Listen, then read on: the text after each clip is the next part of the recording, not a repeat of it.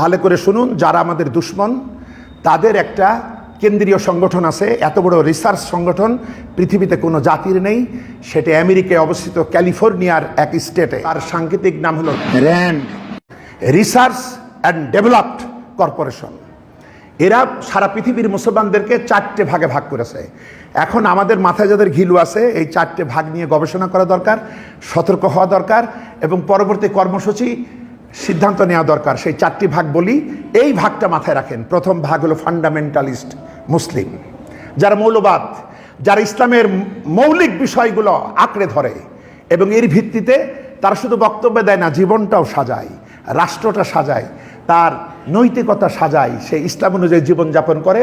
এদেরকে মৌলবাদ বলে গাল দেয়, এটাকে বলে ফান্ডামেন্টালিস্ট। এদেরকে 1 নম্বর শত্রু মনে করে পশ্চিমা বিশ্ব, তাদের সভ্যতা, সংস্কৃতি, তাদের বিপ্লবের জন্য হুমকি। এই মুসলমানগুলো যারা প্র্যাকটিসিং মুসলিম, এরাই হলো ফান্ডামেন্টালিস্ট। 2 নম্বর হলো ট্র্যাডিশনালিস্ট, ঐতিহ্যবাহী বাপদাদা পরম্পরায় যারা মুসলিম। এরা কি করে?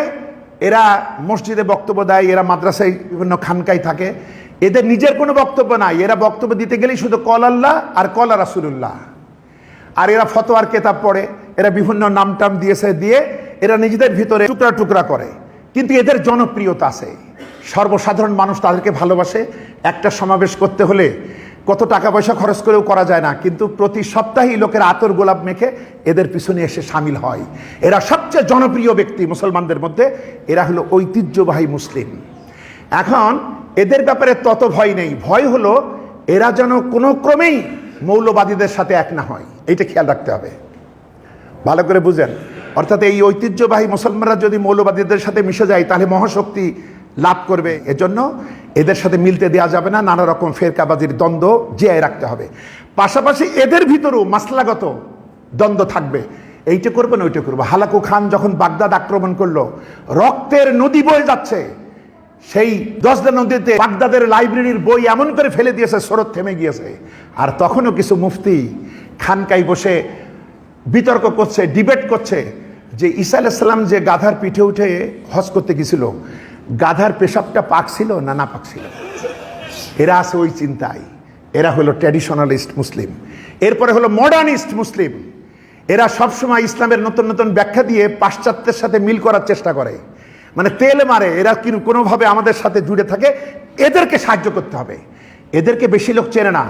এদেরকে পত্রিকার মাধ্যমে, ইলেকট্রনিক মিডিয়া, ইউটিউব, নেট, এর মাধ্যমে এদের কথাগুলি সবার কাছে পৌঁছাতে হবে। এদেরকে টাকা পয়সা দিয়ে টিকায় রাখতে হবে।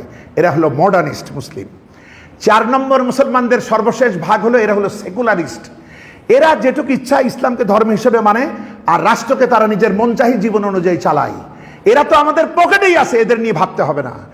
শুধু এদের দুটারা বেঁচে থাকুক, আর ওই দুটোর ভিতরে গন্ডগোল বাঁধিয়ে দিয়ে মুসলিম উম্মাকে তটস্থ, সন্ত্রস্ত, টেনশনে রাখতে হবে। এটাই হলো মুসলিম জাতির উপরে বিজয়ের আসল ফর্মুলা। এইটা র্যান্ড থিঙ্ক ট্যাঙ্কাররা তারা আমেরিকাকে দিয়েছে। তো বন্ধুগণ, আমাদের করণীয় কি, আমাদের কর্তব্য কি, আমাদের বুঝতে হবে এটা। তো সুতরাং আমাদের ভ্রাতৃত্ব বাড়াতে হবে, ইসলামী জ্ঞান বাড়াতে হবে, আমাদের ভিতরে ঐক্যবদ্ধতার প্রেরণা জাগরণ করতে হবে, ছোটোখাটো মতপার্থক্য বাদ দিতে হবে, নইলে আমরা তো বাঁচতে পারবো না। বন্ধুগণ, আল্লাহ আমাদেরকে সুমতি দিন, আমাদের প্রতি রহম করুন, আমাদেরকে হেদায়েত দিন। আমরা বলি আমিন। আসসালামু আলাইকুম ওয়া রাহমাতুল্লাহি ওয়া বারাকাতুহু।